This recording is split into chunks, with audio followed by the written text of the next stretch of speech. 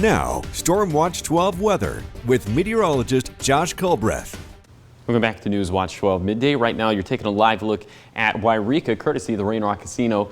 A little bit of haze up in the sky. Definitely not what we're seeing over in Lake County right now. And in fact, it's definitely not what we're seeing in the Rogue Valley, as it is very, very hazy in Medford. So it's nice to look at some more blue up in the sky. 64 degrees in Wairika. Temperatures for the most part are in the 50s and 60s. Some of us flirting with 70 degrees. That would be Mount Shasta City and Brookings.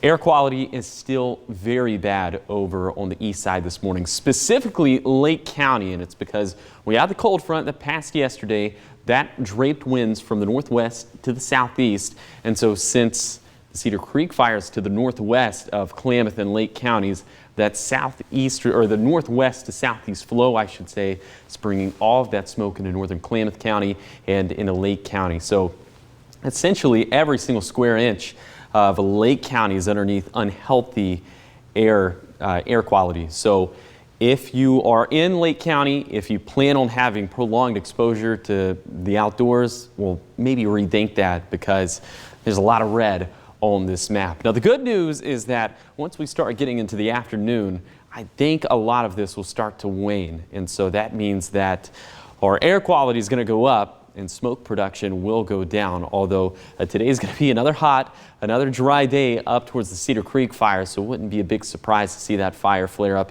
yet again. But this model in particular is saying we're going to get a little bit of a break in the action, not only for today, but also for tomorrow as well. So it's nice to get a little breather from the smoke. And so if you plan on going hiking today with all that in mind, and this is for the west side valleys in particular, looks like you're not really going to be dealing with a whole lot of smoke once we get past lunchtime. It was mainly this morning where you had to deal with that, but this afternoon, you know, compared to the weather we've been seeing as of late, this is rather cool, and air quality will be good. So I'd say that's a victory. So for today, we're going to be a little bit cooler than yesterday because of the cold front passage, but still will be above average for this time of the year. We'll be in the 70s over on the east side, 80s for our west side valleys, and we'll even see 70s there along the southern Oregon coastline as the marine layer is ebbing right now. It's been doing a lot of ebbing and flowing as of late, but no flowing overnight. There's going to be no fog along the southern Oregon coastline, or if there is, it's going to be very patchy in nature, maybe just a few clouds, but inland we'll have clear skies, maybe some residual haze, but I'm not expecting some major reductions in air quality like what we're seeing right now in Lake County. Temperatures are going to be just a little bit above average for this time of the year. Still chilly though, 30s and 40s for the east side, 40s for west side valleys, and mid-50s there along the southern Oregon coastline. And if you plan on doing anything outside over the next few days in Siskiyou County, this forecast is about as consistent as they come. Sunny every single day and a high temperature of 89 degrees every single day. But thankfully, it does look like that very consistent stretch of weather where we're about 10 to 15 degrees above average, it looks like that is going to come to an end. A subtle end. Will still be above average for the beginning of next week, but at least we'll be cooler. I don't think anyone's going to complain about that. Here's your 7-day forecast for the coast. We'll see some cooler conditions at the beginning of next week, and maybe even a shower or two. That's looking like a very small in chance, but something we're watching.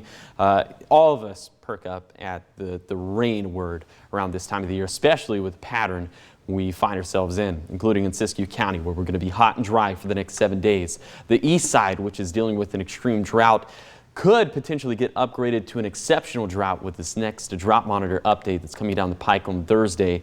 And then for the Cascades and Siskiyous, hot and dry for the next 7 days. That subtle cool down at the beginning of next week, and we'll also observe that same pattern for the Rogue Valley over the next 7 days.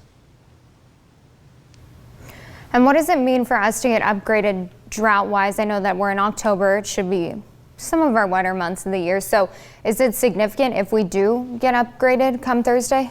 Yes, it is. First of all, exceptional maxes out the scale in terms of drought. That is the worst of the worst. We were that bad for a pretty substantial time last year in Klamath and Lake counties.